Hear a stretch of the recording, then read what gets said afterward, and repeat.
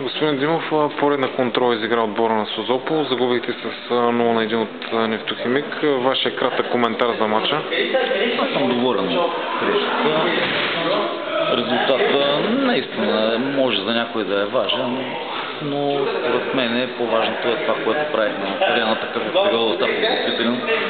След много тежка подготовка, момчетата от тази седмица, която предстои, вече започваме да разреждаме натоварванията, започваме да работим за освежаването, така че днес бяха доста тежки и още повече давахме шанс на някои от новите момчета да ги видим до последно, да се убедим в качество. Но съм доволен като цяло, като движението, дистанцията, спазване на тактическите указания. В последно време, след като се разделихме, продадохме футболиста, нашия централен нападател, който е много важна фигура. Това е въпрос за Николай Стойчев. Николай Стойчев, да. Търсим в момента такъв тип нападател тежък, който да запазва топката в предни позиции, да играе по-силно с гръб към вратата. Ще го намерим. Имаме една идея, тук до една седмица мисля, че ще включи.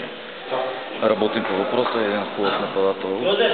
Надявам се да ни разреши и проблемите. Няколко думи за зимната подготовка. Виждаме, метеорологичните условия не са особено приятни. Значи, нашата подготовка протече по начин точно така, както ние бяхме си я планували. Няма нито един загубен ден. Значи стана така, че започнахме много рано на 7 януари, след една седмица домашни условия. Заминахме в Смолян и като че ли, не знам, късмет голям, избягахме веднага от тези тежки условия, които бяха тук в източна България, а в Смолян бяхме на подготовка на едно много хубаво, топло време, терените прекрасни, условията за подготовка много добри, играхме с Родопа Смолян. 5-0 побеждавате. 5-0, да. Прибрахме се тук. Така снежната обстановка беше почти вече на привършване. Използвахме залата в Приморско, където ни предоставят отлични възможности. Терена в Царево е в отлично състояние, така че проблеми в зимната подготовка нямаме. Контролни срещи, които играхме с сериозни отбори. И най-важното е, че продължаваме с начертания план. Доволен. До началото на подновяването на шампионата във В група, какво ви предстои? Значи още утре тренираме 2 пъти, сутринта, след обед имаме една контролна среща, по-точно като доставена игра с силно старша възраст. Между другото, тази година, този полусезон наблегнахме изключително много на юношите ни старша възраст. Там направихме една много добра селекция с 9 нови футболиста, които са родени 1992 година.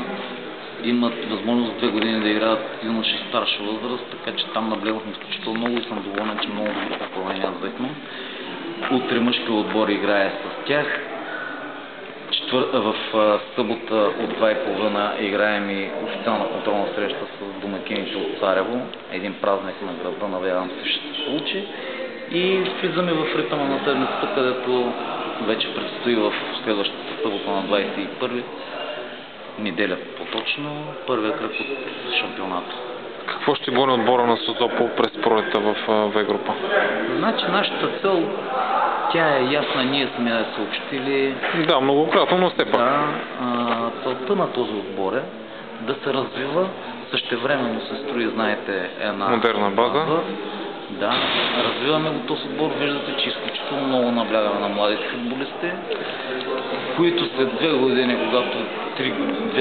когато се построи тази база, ще бъде една основа създадена от футболистите, които са в момента. Търсят се новите попълнения, набляга се на влизане в професионалния футбол и така се почва развитието на нов етап.